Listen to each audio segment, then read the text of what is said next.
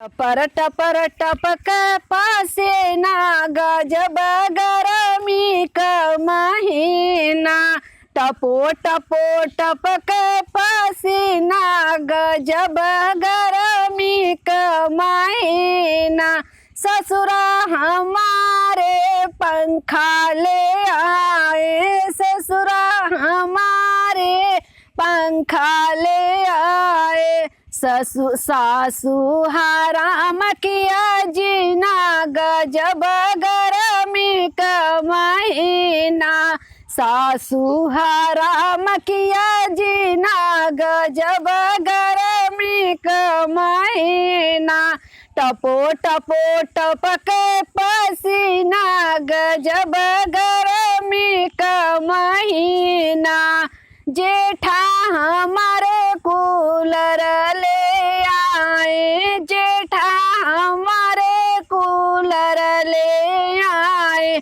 जेठनिया लग कर दीना गजब गरमी का महीना।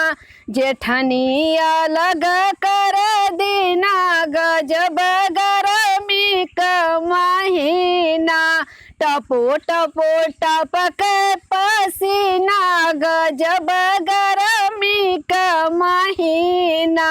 देवरा हमारे बेनिया ले आए, देवरा हमारे बेनिया ले आए। देवरा निकल ही कर दीना गजब गरमी का महीना।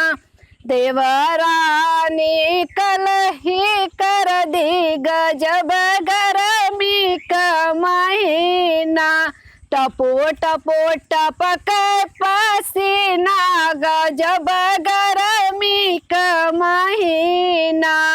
बालम हमारे एसी ले आए, पियवा हमारे एसी ले आए।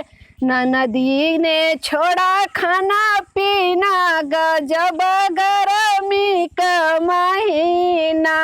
ननदी ने छोड़ा खाना पीना गजब गरमी का महीना।